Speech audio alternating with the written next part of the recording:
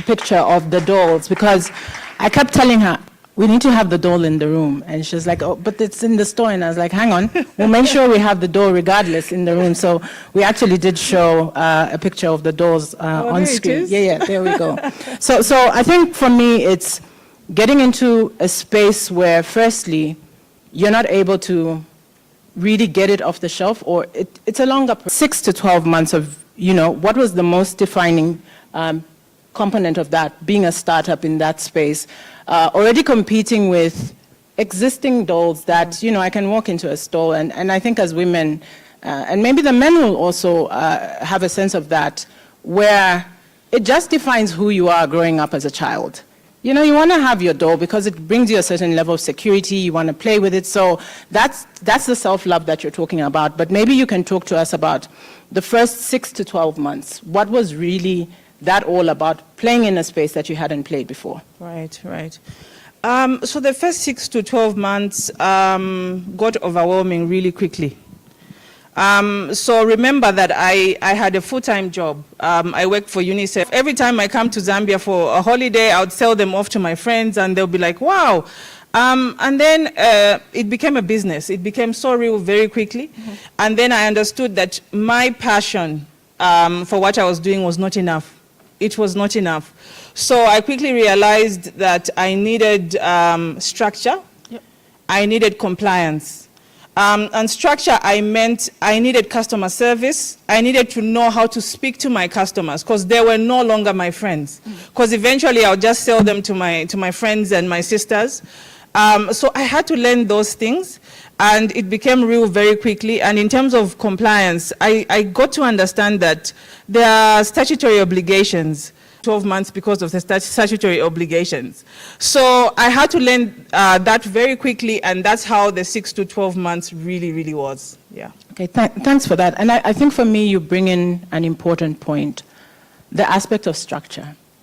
Because a lot of conversations that happen, with enterprises, it's how do you just make sure that you actually have the right structure?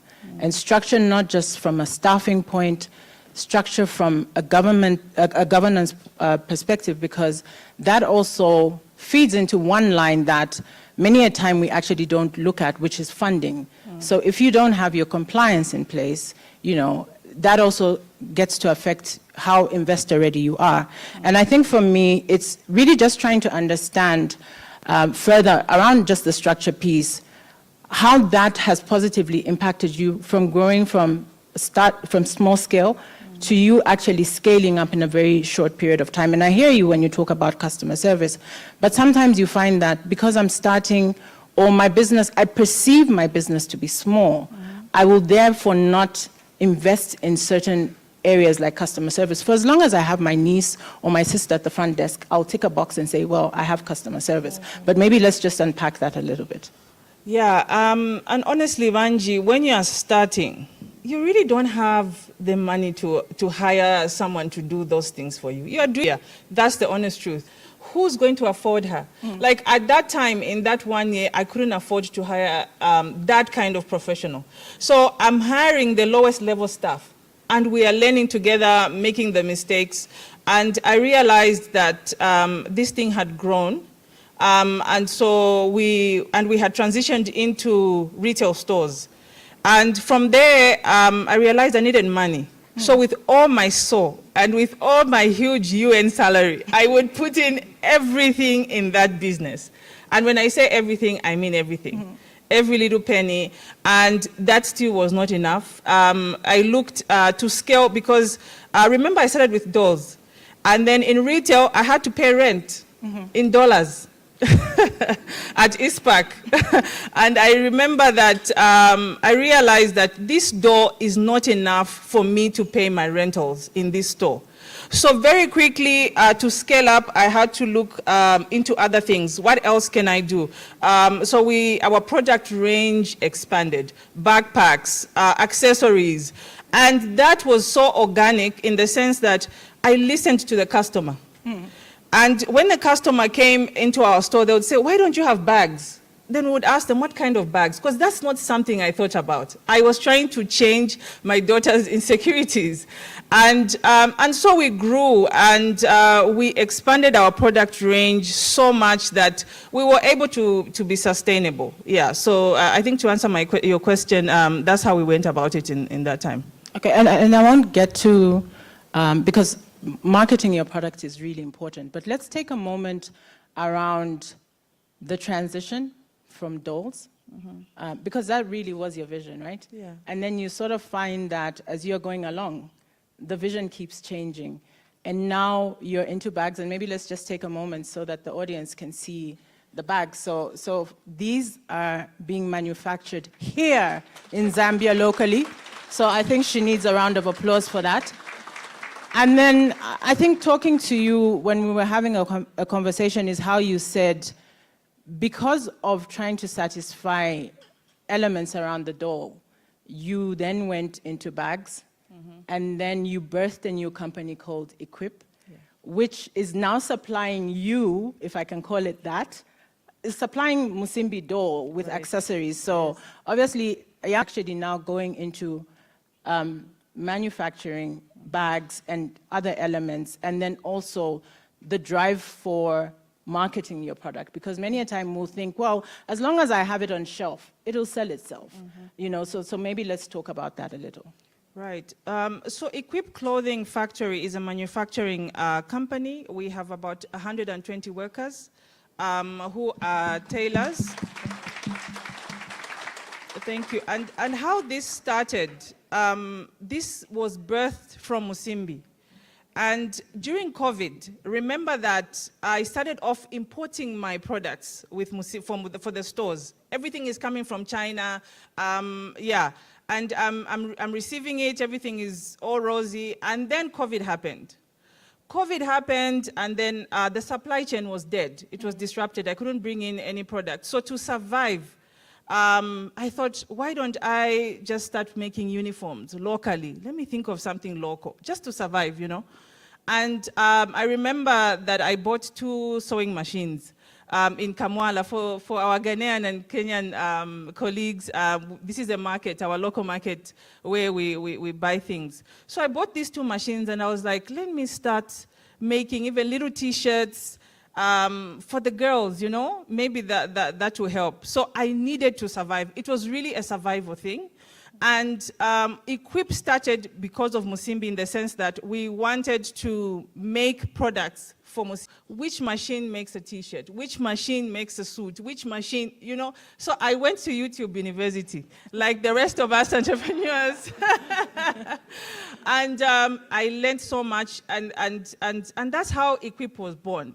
And then eventually, it grew so much, it became an obsession. I need to buy this machine. I need to buy this. I need to buy this. Eventually, I looked at myself, and I had over 100 machines. Wow. Yeah. Oh, that's great. Yeah. Okay, so I think for me, just here, opportunity in adversity.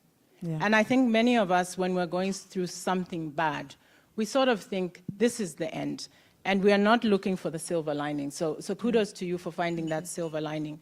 But also, I think it's the aspect that you were willing to learn, you know, and sometimes we sort of think that I've peaked, you know, I'm at my peak, and therefore there's no more room for me to grow. There's no more space because I'm here, I've arrived. Right. I think in Zambia, maybe for our Kenya and Ghana colleagues, we have a phrase where we say, I've arrived. And arrived means I've made it, you know, I've made it. So we kind of think, I'm the owner of the business, I've arrived. Yeah. So it's really good to see that you were still able to, you know, be open to learning, and you know, Google University is one that I think we can all learn from here.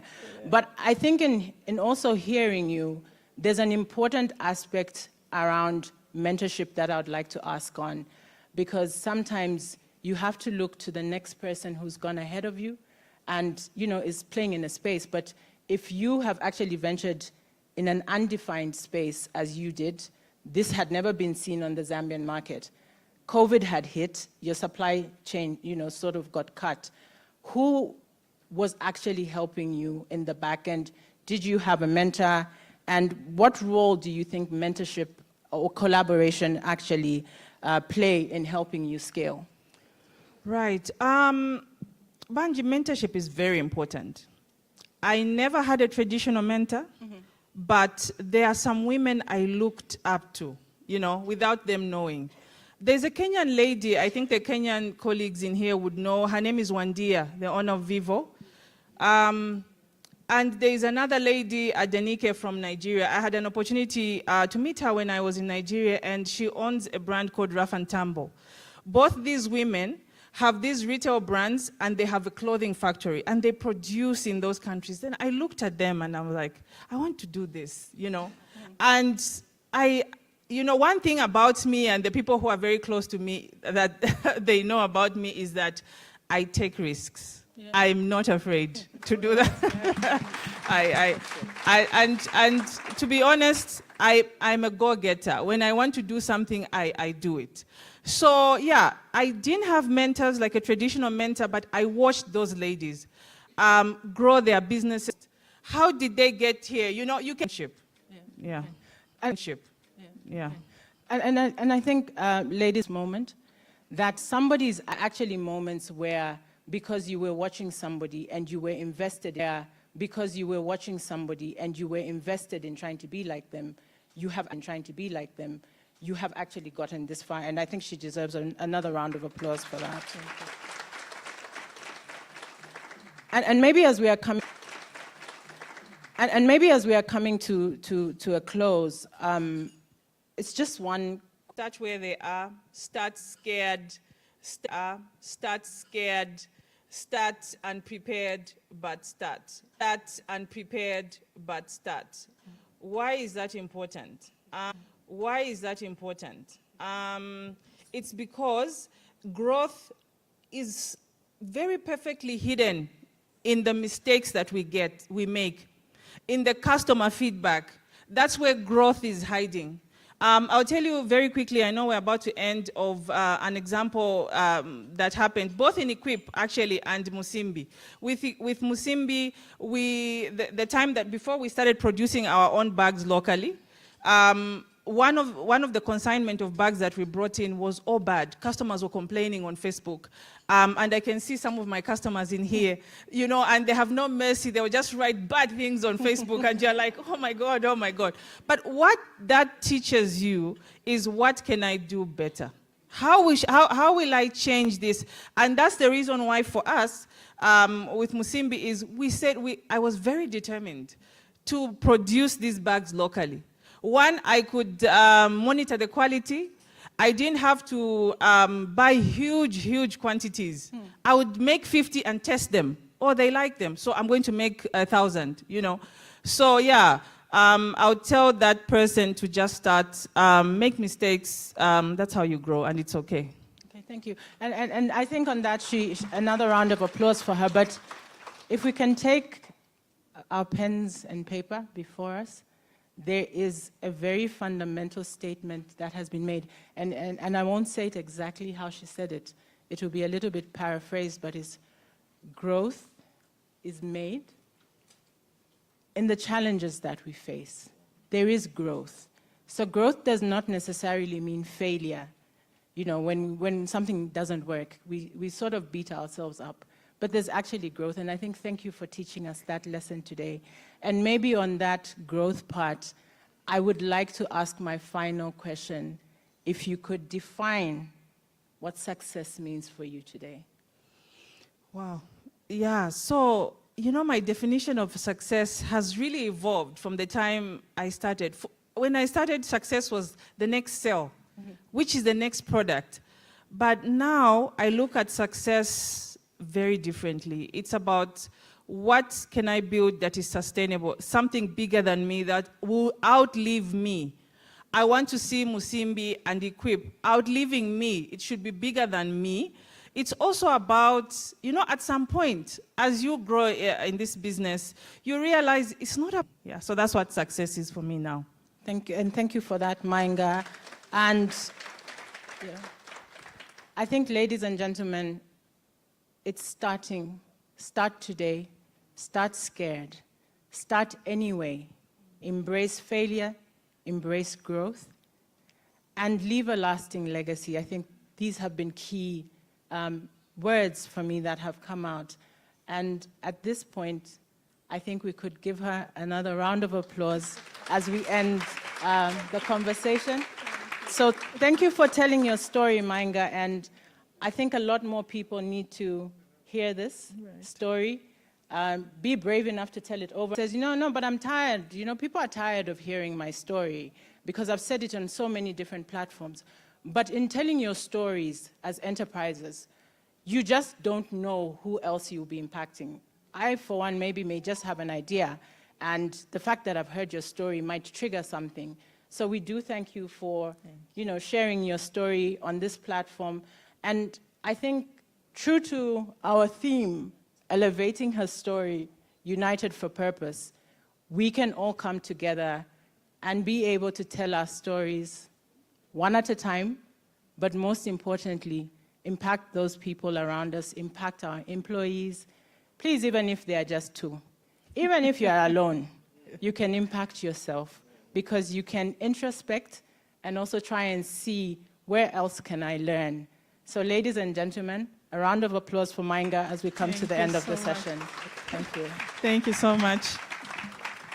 Oh, by the way, Vanji, one last thing. It would be a big disservice for me to go back to my office with these bags. So for your audience who have little girls, please, Vanji, I'll leave them in your hands and you will pick.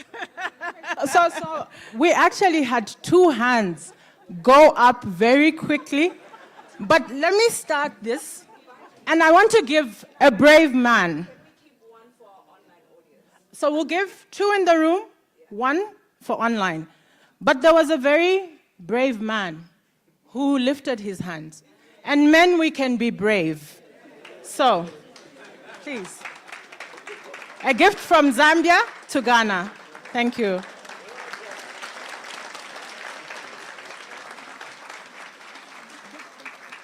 So to the lady who lifted her hand in white, I do see you. So let's take a vote. So can the two ladies stand? And please, this is where you support your team, right? So there was a team this side, on my left, and a team on the right. Let's put it up for a vote. Oh, she's an Absa. We'll make it up to you, so she's well branded.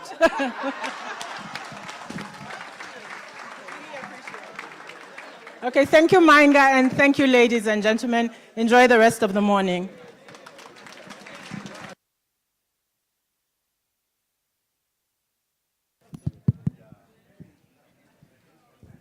Another round of applause. That was a fireside conversation. And I think that was really the perfect way to kick off today's conversations. There's so much that was brought out. Okay, the first thing I noticed, this side was too quiet yesterday, but now when it comes to freebies, you're making a lot of noise. I'm just trying to understand. Please, let's keep this energy the same way. I beg. I learned so much from the conversation today. Number one, it talks about how literally every cloud has a silver lining. Msimbi Doors was hit with COVID and everything that happened with it. Nobody even needs to explain the impact of COVID. But what she did was she turned this challenge, this very great challenge, into such a great opportunity for not just herself, but for over 100 other Zambians. And she's continued to support them. So it also speaks into sustainability. But you also need to be resilient. And then again, I know we'll keep drumming this into you, but sharing your story also matters. Possibly, if those two ladies from Kenya and Nigeria, respectively, did not have the courage to share their stories, maybe she wouldn't have been as maybe inspired or maybe thought like, maybe this can be done. And that's why representation matters. So don't get tired of selling your story, sharing your story, telling the next person. And then what's so important is, yes, we call ourselves small and medium enterprises, but legacy is important. Yes, it can be a small business now, but let's think of the future. Let's think about legacy. Let's think of the next generation to come. And let's think of imparting this knowledge to others. We complain in Zambia about the manufacturing industry and how it's gone down. I always hear stories from my dad about how we used to manufacture glasses and we used to manufacture so many other things. But we need to celebrate these stories of resilience, that even in the face of where we have maybe a dwindling manufacturing industry, but we have people who are still pushing. Thanks. So I just wanted to make a mention that I think it would have been amiss of us not to give the lady the bag, because we could be breaking a young girl's dream. And, you know, we never know whether that will be the next Musimbi manufacturer. So we will give the online audience a bag as well. But I think for the purpose of the room and the interaction that we had, we hope she can also be happy to receive something on behalf of Musimbi and Absa. So thank you. Thank you so much. Every problem has a solution. There we go. And we're seeing it being actualized throughout this conference. So what we're going to do is we're going to switch the program around a little bit because it has delayed. So we'll quickly go into our tea break. But before we do that, we do have an online audience and we have people who've been watching, who've been following. There's someone who's even commenting that they're currently in a bus to work or going somewhere, but they're like, we're watching. And please keep it coming. So they're really inspired. So these stories that we're sharing, these conversations that we're having are not going to stay here. And that's never going to be that purpose. But we're supposed to just launch out into the deep and do better things and transform basically the face of Africa. Daliso, please come through. Africa used to be called the dark continent. We know that, right? But we're lighting it up. And it's one story at a time. Thank you. Good morning, everyone, once again. So I'm just going to read some of the comments that we've been receiving online. And one comes from Irene, and she has said, I have no doubt I made the right decision to be a part of this conference. And speaking on the person who was on the bus, she actually said it's always been a dream of hers to start a clothing brand, and she's been very inspired by this, and she's glad she's tuned in during her travels. Then lastly, at some point, there were no comments in the comment section. People were just clapping. They were very inspired by what was being said. Just claps and hearts all around. So truly inspiring, and thank you. Just speak up. You never know who this story is reaching and what it may do for their lives. Thank you. Thank you so much. Thank you, Daliso. Please keep the comments coming. Please share the lives and just make sure that tag some friends of yours that you know that will be inspired by these stories. And as Mainga also said, you literally become the people that you hang around with. And it's so important. So even the friendships, let's evaluate them. The pool of people that you spend your time with even over the weekend, let's evaluate those. And I always say, Les Brown says that if you have 9 broke friends, my friend, you are the 10th broke friend. And with that, let's please have our tea break. Refreshments are in the lobby, and we'll be having it for a good 20 minutes. So we'll be calling you through. And please, when we beckon you to come in, we just ask that you can quickly come in so that we can promptly move on with the program. Thank you.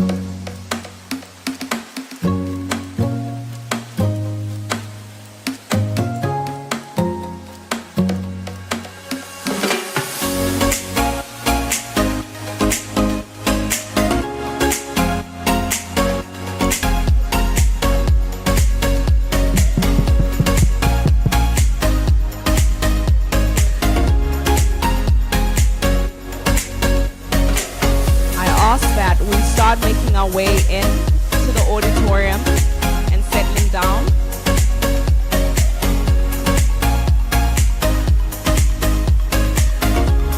Let's make our way into the auditorium and settle down.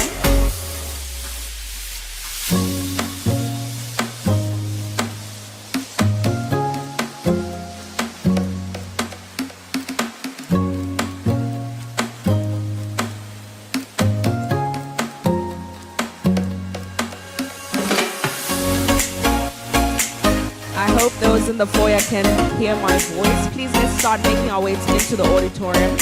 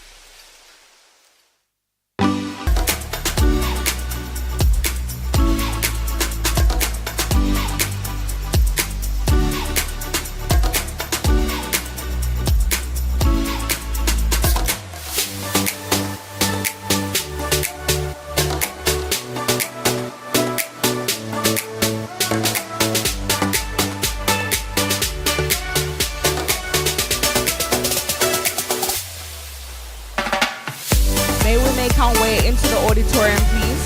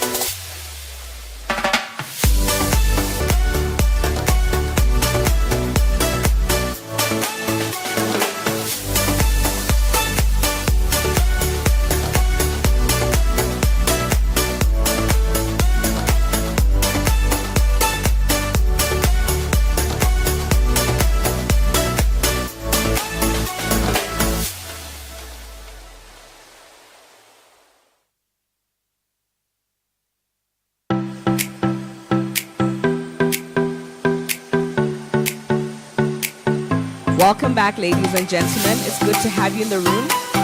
From the sounds of the conversations, I can hear that we're a bit energized. So let's make sure that we channel that energy and all that love to the next panelist. Speaking is intimidating. It can be, especially when you don't do it often. But even if you do it often, if you have an audience that's just looking at you with blank stares, it becomes even more intimidating. So when you can, share a smile, break out into laughter. Of course, you don't have to fake it, but at least let's not be too rigid. We're here to network after all. With that, I'd like us to turn our attentions to the screen and hear a testimonial from a client in the name of Onge Bags. Speaking of bags, we clearly are on this trend. And this is a woman in... So I'm the creative director and founder of Oye Bags and Clothing. Oye Bags started off as a hobby, and we've been doing this for the past 8 years. We use repurposed leather to make bags, and then what we do is we incorporate into our designs unique or very authentic African fabrics. What Absa Hispanic Conference has done for us is not only have we been inspired by the different stories of very influential women, we've had the opportunity to interact with industry players, we've had the opportunity to relate with other people who are doing similar things like us. We've also created important contacts and networks that will help us in the future when we decide to move into this market.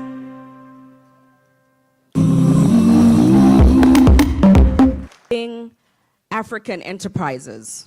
Any guesses what that is? Trade. Yeah?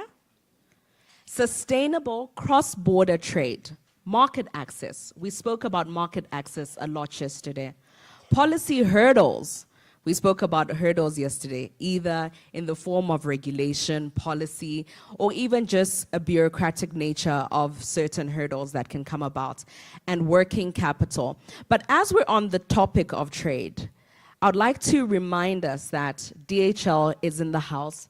They've got a shipping room, and you can facilitate any shipment that you'd like to at this moment. They've come on board as a partner, but not only that, if you want to learn more about how you can either export or import your product, and you've been wanting to inquire, but sometimes life just does what it does. So the opportunity is here. Make sure that you locate them. They're easily identifiable. I saw one or two that are well branded, so make sure you visit the stand as well as the shipping room. So now, to lead us into this critical conversation on trade, we will be joined by a man who's helping shape the trade and finance ecosystem for over 800 million people across 21 member country states. A man dedicated to digital transformation, women empowerment, and unlocking Africa's potential. With that, ladies and gentlemen, help me make welcome the COMESA Assistant Secretary General, Admin and Finance, Dr. Dev Haman. Continue to put your hands together as he makes his way to the podium, please.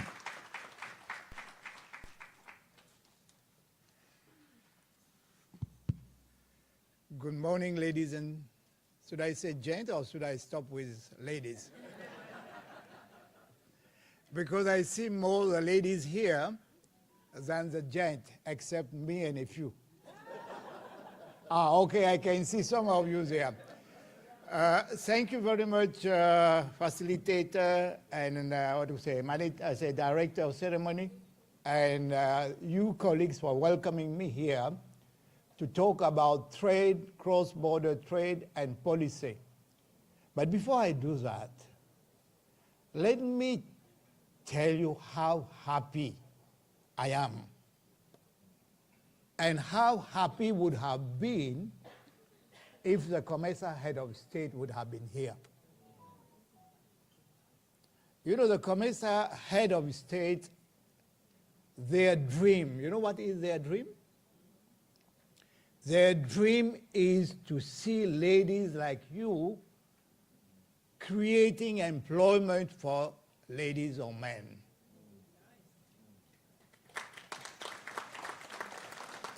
Because this is what is their dream. And when their dream is being realized by people like you, they are more, I would say, happier than me. Because that's what they want to see. Because the biggest challenge that we have in our continent is not resources, is not idea, is not human resources, but how to make all those resources, be it capital, be it the natural resources, be it human resources, come together to create wealth, and through the wealth you employ people that are unemployed. There is no way we can create a better Africa by not creating wealth, by not employing what I would say the youth and the women. You know, in the early 80s or 90s, the president of Malawi, who was then the Secretary General of COMESA.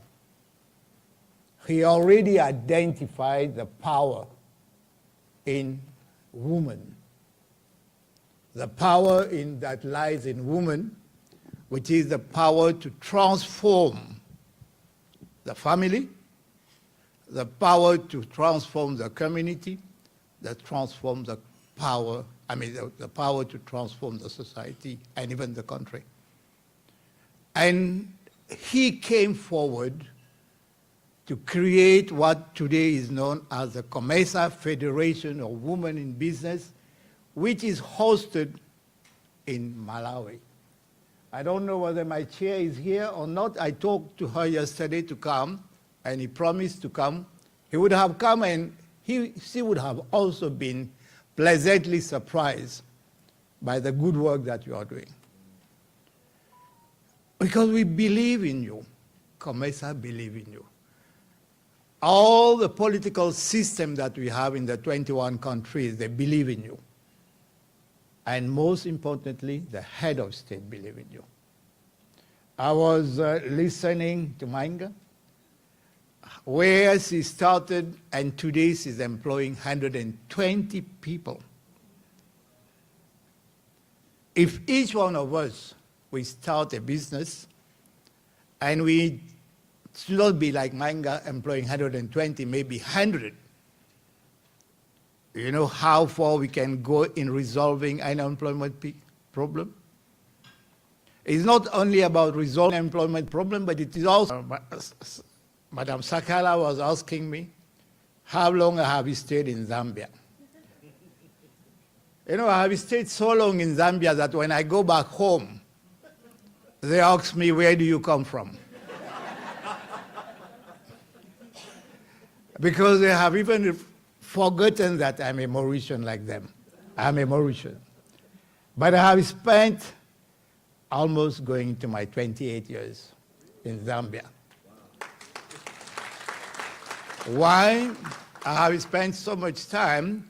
I have spent my time with COMESA. COMESA celebrated 30 years of its creation last year. We celebrated 30. So can you imagine 20 of COMESA is about creating one single space. Sorry, Mother, Queen Mother, I should have recognized you, but I'm doing it a bit late, but it is good that at least I recognize you, and all of those who are here, government officials, captain of the industry, and all, I would say, business ladies. COMESA is what about creating a market which you can move freely. Not only your goods should be able to move freely, but you also should be moving freely. We cannot have a market apply for a visa 5 months before and get it in the 7th month. You apply for a loan, you get it on the 6 or 7 days. But how can you apply for a visa that comes to you after 6 months? This is one of the biggest challenges which we are still struggling. And this has started being resolved, and I'm very happy that the Kenyan ladies who are here, they have resolved this problem. Now that, at first they were saying that you can come freely, and when you go there, you say, but did you fill in your electronic form? And we say, but why are you saying that you can come freely, but then when we come there, you say you have to fill in the electronic form? So now they have removed that hurdle, so they have started saying now. So let's give a big round of applause to the Kenyans. And you just go there, they will allow you entry. And it's not only entry, that's what the story that I got. It helps you to interact. It helps you to cross-fertilize your thought. It helps you to cross-fertilize your business. And you learn a lot from all those. So creating a single market that you can move in the 55 or the 54 countries of African Union, we need to dismantle the requirement for visa. That is one of the... Why it is important that I wish someone, a politician, had been here throughout, so that they hear you, government. Am I right? Because you have everything. But what you need from them is facilitation. Facilitate for me to move around. Facilitate for my goods to move around. Facilitate for my business to be moving around. And these are very important. There is no way that you can expand, like what you were saying, leveraging. Leveraging has story. The way I understood it, they already have a story. Because what you have, each one of you have 120 people. I myself, I could not employ. Despite I am the ASD of COMESA. Difficult for me to employ 120, but you are doing it. And you have that freedom to hire and fire. Am I right? She has that freedom of hiring and firing, which I can't do. So you can see that despite 800 million, whatever it is, but we are not in the business of hiring and firing. But what we are here, we are in the business of making you grow. We make you grow, but if you have to make you grow, we need to make sure, you have seen a small baby, a small child when they start walking. What do? We watch, we remove all hurdles. So that even the child doesn't even know that there was a hurdle here in front. Well before the child knows what was there before, what was not there, he will keep walking. So that is the role of COMESA. We do a lot of things without being inside of you. You might not even know what we are doing. But what today we have done, if you are able to travel from Ghana, from Kenya, and from other countries, you will see that the sky, what does it mean liberalizing the sky? We mean that we allow aircraft, we allow planes to be coming to your country, and you are able to go to other countries. I'm sure in all African states today, maybe a few of them, but you have a full choice of which airline to choose to go to Joburg, which airline to choose to go to Kenya, which airline to choose to go any part of this African destination. You might, maybe you don't know the story, but it has been a long struggle to make sure that all this happens. Providing you with transport, whether it is transport at national level or transport at international level. But we work mostly with international. For us, our business is to connect you from one country to another country. To connect Zambia with Kenya, to connect Zambia with Burundi, to connect Zambia with Rwanda. And you have seen that how many airlines have come into Zambia now. To the point that government of Zambia has constructed a new airport. And it will keep growing. And it is not only happening in Zambia, it is happening all over our COMESA countries. Of course, like here, 2 of the countries are from COMESA. Kenya is a COMESA member. Zambia is a COMESA member. But Ghana has got a story very special for those who don't know.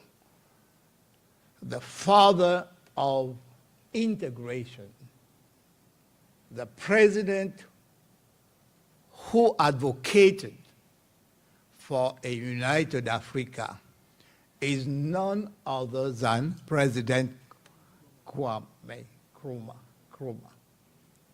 Those of you who don't know, just Google and you will see. The man behind integration.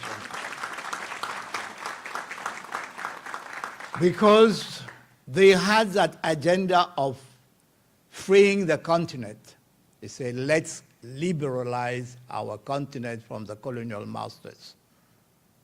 Let's liberalize. But they knew that it was coming. They knew that it was coming and it would be achieved. But what they started preparing, not only that political freedom, but we needed economic freedom too.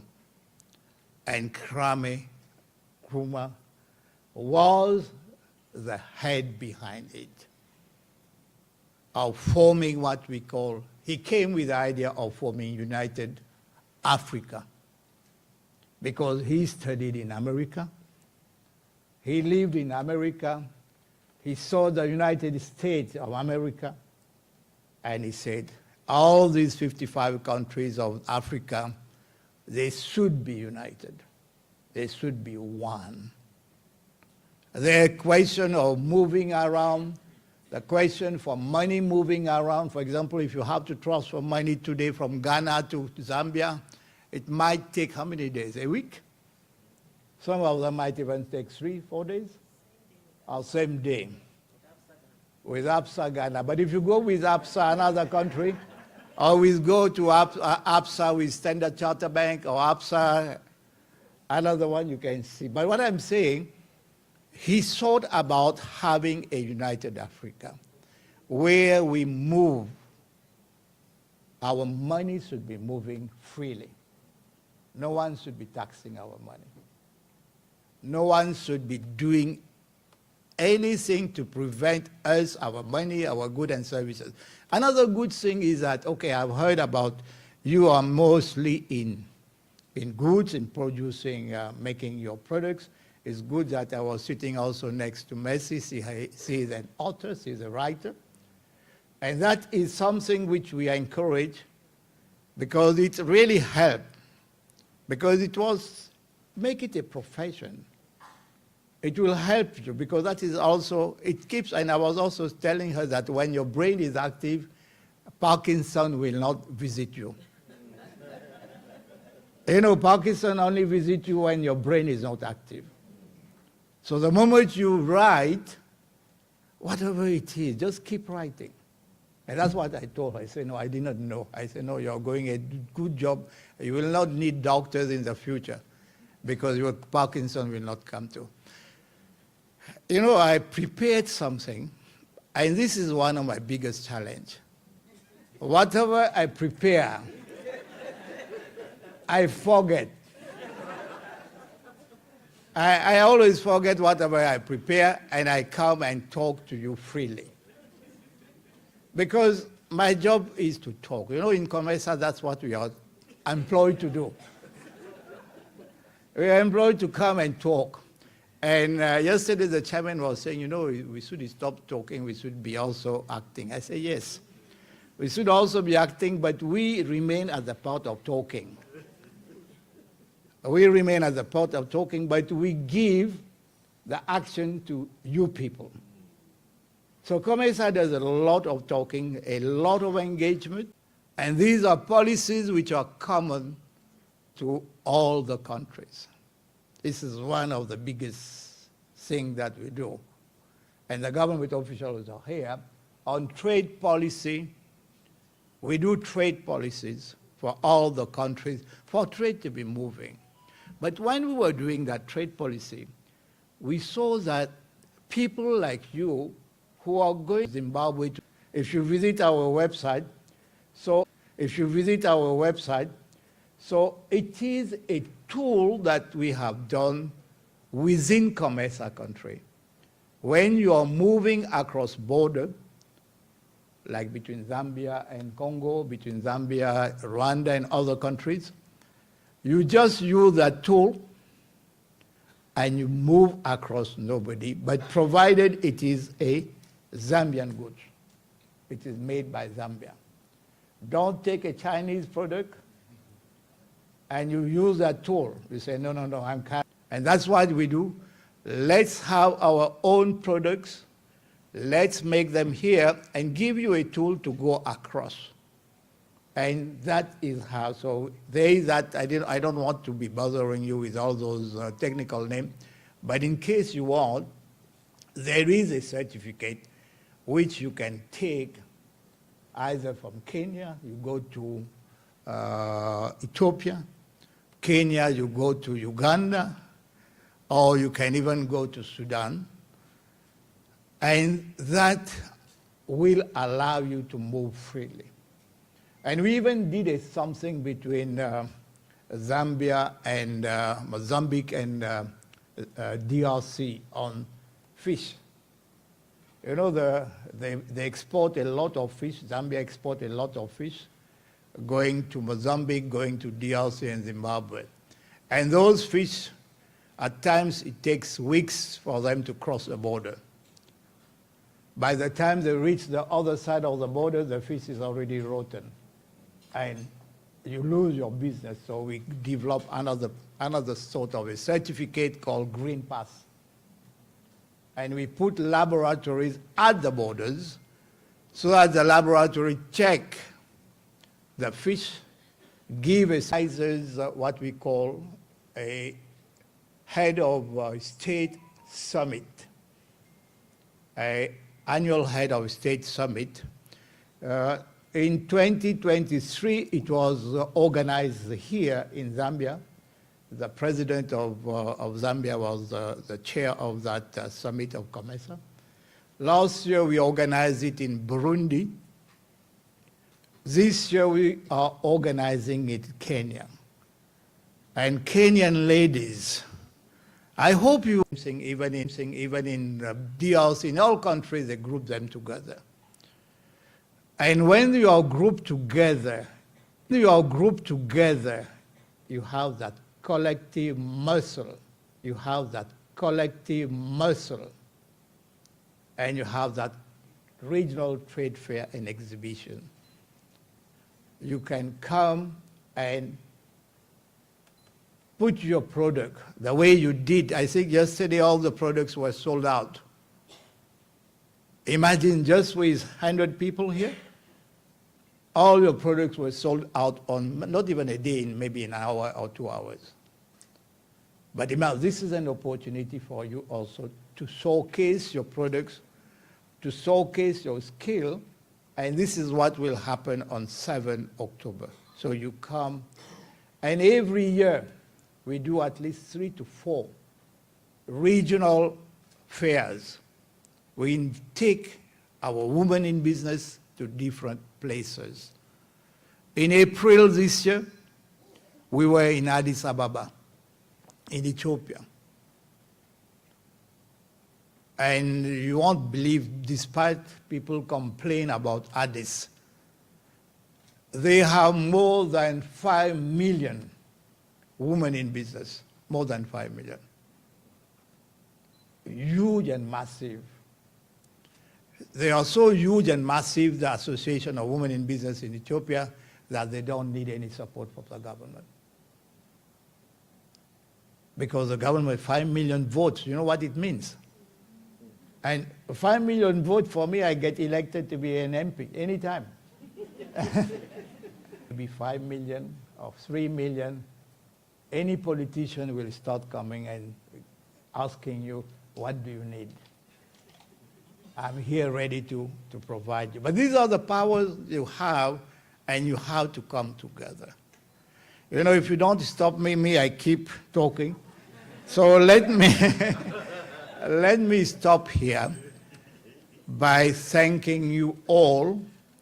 Really, you have inspired me more than I should be. And I am really, really very happy to be standing in front of you. So what I said, I prepared, I did not give, but I believe whatever I said, you will be able to put into practice. There's a lot that you can get from our website, but my job was to make you and to direct you toward our website to know COMESA, what is COMESA. Thank you very much. App deliverables. I think let's give a round of applause to Absa, please. Towards the beginning of his address, he also just spoke about how we have the ability as women to create wealth. We're not just builders and pioneers, we're also reinvestors. Yesterday I read out a couple of stats, and the one that has stood out and he's reminded me of is the fact that about 90% of communities, any guesses how the percentage that is reinvested by our status so that we can move them, so that we don't have our fish, be it Kariba bream or the tilapia, busy rotting, because that's such huge investments going to waste. But I believe that we will get there. There is hope, because a lot of things do start with shifting misconceptions and shifting so many misunderstandings. So, excuse me, I believe that there's definitely hope for that. I don't know how many of us will live to see it, but we're definitely hopeful with regards to the same. So now, let's delve deeper into this conversation of trade. It's not just about ideas, it's also about action. And what are the tools and what are some of the barriers and the real opportunities that are on the table? So we have a very powerful panel lined up for you.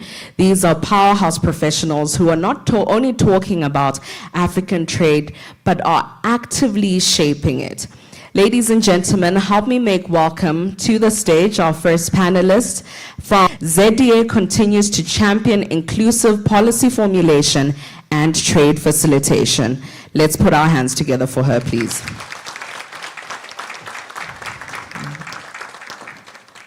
And coming through right from our shipping room is Maximilian Effa, who is the DHL Group Program Manager. He has over 7 years of experience in managing cross-border road freight operations in Southern and Eastern Africa. He focuses on breaking trade barriers for SMEs and unlocking intra-African trade opportunities. Your hands together, please. And our last panelist for this session, we have Ambrose, who hails from Ghana Export Promotion Authority. He is a seasoned operations and PR professional with a background in business development, strategic planning, and operational leadership. He has worked across the mining, health, and private sector industry, and he brings a multi-dimensional expertise into building export capacity for Ghanaian enterprises. Please put your hands together.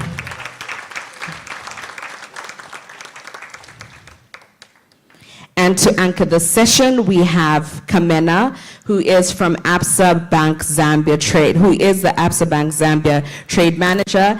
He is a seasoned financial services professional with 16 years of progressive experience across trade and working capital, risk management, credit, product solutions for corporates, working with clients across Africa to unlock liquidity and grow sustainably. Your hands together, please.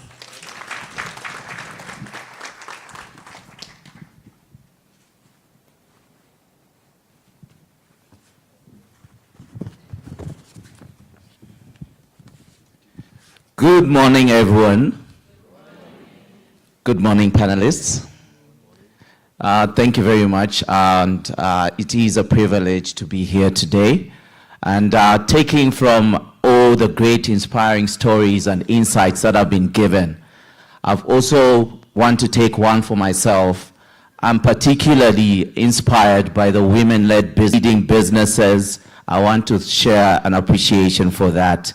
Please keep up the good work. Thank you.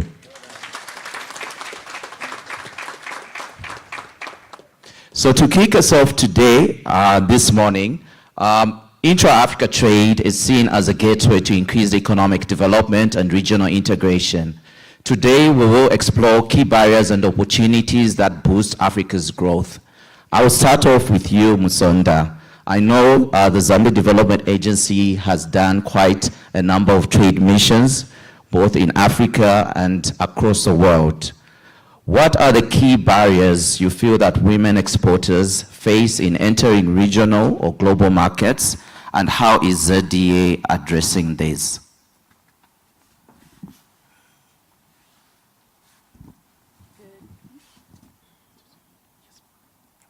Yeah. Good morning, everyone. Yes, we have a lot of trade missions that we have carried on throughout the region, the continent, and the world. There are a number of trade barriers that we have noticed that women in business are facing, but also exporters in entirety. One of them is lack of trade financing. That is a huge one that we have, and when we have clients coming in and talking about trade financing, we do have solutions for that. The Zambia Development Agency has set up a fund called the Zambia Export Development Fund that is able to finance businesses that are in trade to help them to go on their own and conduct businesses, cross-border businesses, and are shorthanded because they don't understand the terrain that they're navigating through, because they don't have understanding of the knowledge of trade agreements and also the opportunities they have in different countries. And to cure that, we have various capacity building programs. I'll just take it a bit back. Zambia Development Agency has a mandate to promote investment and trade and business development. And to help businesses do that, we first introduce them to the business development department that we have. And we have capacity building programs including entrepreneurship, financial leadership, how to build a business plan, and also how to manage, in where we help them in Absa and the world over. So with all this information that we have sitting, it is available for everyone to come in. The courses are not a cost to anyone, and you are equipped with all that information. So these are the things that are in place to help businesses overcome the challenges. Thank you very much. We'll move on to you, Maximilian. From a logistics is a key enabler to a successful cross-border trade. From DHL's experience, what are the top logistical hurdles that SME, especially women-led businesses, face when shipping products across Africa? Thanks a lot for that. And again, good morning to you all, ladies, and the minority gentlemen here. Good morning to you as well. So yes, great point. And when it comes to logistics, it's something we need to keep in mind is there's a fine line between when your product is created or manufactured or sourced to when your customer finally receives it. And many business owners tend to forget that there is a lot of things that takes place for your products to get to its final destination. Domestically, in the domestic market of moving it from one city to another city, that's one small issue. The minute it goes cross-border, regionally, all of a sudden something new pops in. Customs. What is customs, right? Tariffs, duties, ad valorem, VATs, all these things. And what you come to realize is that if, as a business owner, you don't understand some of these terms, some of these issues, it will affect the delivery experience that your customers are going to get.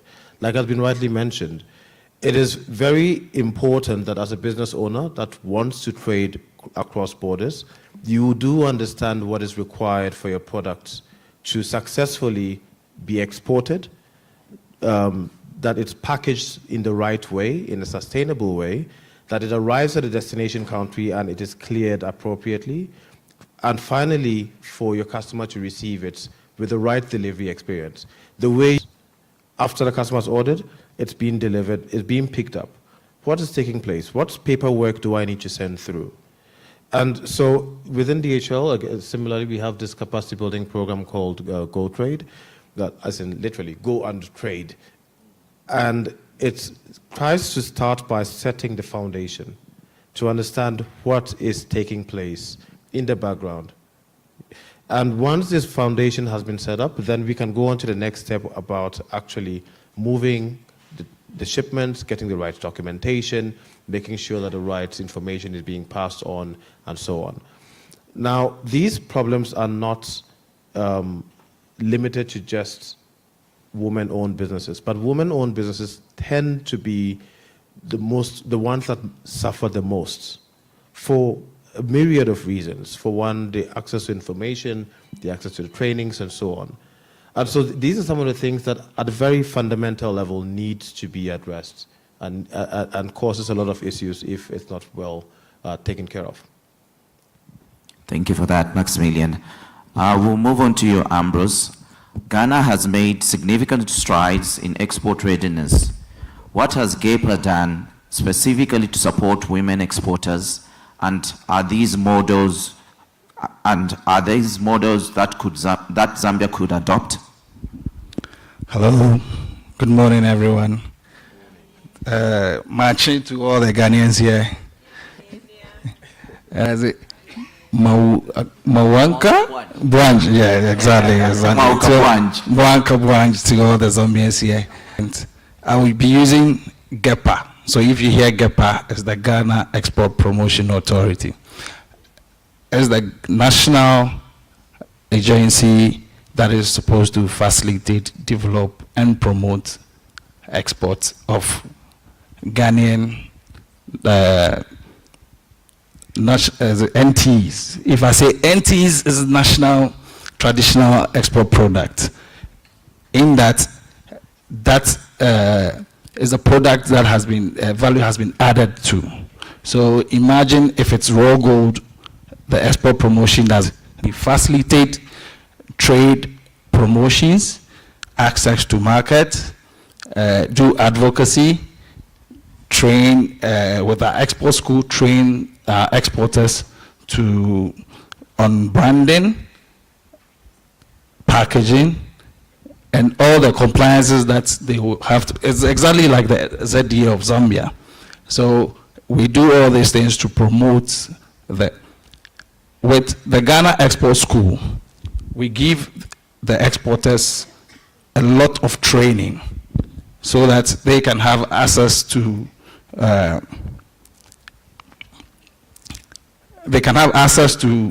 the training that we give them for them to be in these markets. When this is done, once get them to facilitate loans or access loans, because most of them, their challenge is about financing. We also have, as part of the training programs, have signed MOUs with the International Trade Conference so that we also give this type of training to the exporters. So all these, we have sections that are such as the agribusiness, the research and development, which do a lot of market research for these women, and the, excuse me, sorry, give this, they can learn from the Ghana side that can help them.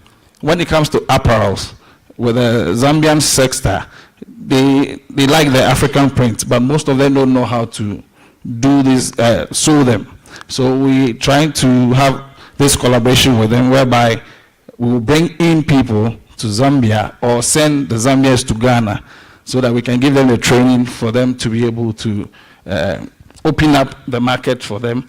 And also with the expos and trade fairs that we attend, that they can also have access to them. Thank you very much, Ambrose, for that. Moving along to integration across Africa. Earlier on Thursday, when the delegates were coming through, I had an interesting conversation with one of the delegates from Ghana, actually, who's in cashew nut and soybeans processing. And she did mention quite a number of hurdles that she was facing with regards to access to markets as well as raw materials. From your perspective, Sonda, ZDA recently hosted Zambia Investment Summit. What are the key barriers that see women exporters face in entering regional or global markets, and how is ZDA addressing these? Thank you for that. So I will reiterate once again that we do have these information and capacity building courses. One of the issues that we faced with entrepreneurs, SMEs, is that we all are striving to get into business. And we have heard testimonies here about wanting to be in business, having more than one stream of income. But there's a lack of hunger. There's a difference between desire and a hunger for business. Because when you see entrepreneurs that are hungry, it's very easy to spot them. You will go out and look for information. There's a multitude of bodies that are there available to help. But when you're not hungry enough, you're expecting that information to come to you. And also, I would look at the knowledge. When you don't have the knowledge you don't know what you don't know. And it's important to seek advice as to whether it's a market access. What happens if I want to export cashew nuts to, maybe say Ghana? And what is the process that is required of me? ZRA is involved, Ministry of Agriculture involved, ZDA helps facilitate all of that. So we have a gap in knowledge. And it also, what hinders them is the fragmented trade policies that we have in terms of harmonization of products, product standards. What is required here in Zambia, if an exporter fulfills all those requirements here locally, it will not be the same as going to Nigeria, going to Kenya, going to Ghana. So these trade policies do not help exporters. However, we have trade agreements in place that are trying to remedy that.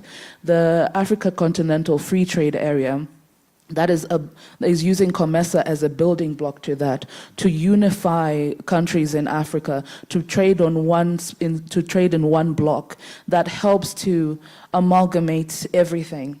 So those are the issues that we're facing. But another one, a major one I'll add, is the mindset. I'm glad that we have had SMEs come here talking about the struggles that they have faced and what it has birthed after that. Business in Zambia is no longer a luxury, it is a necessity. And now that we are changing our minds to see opportunities where we find barriers before. Thank you very much.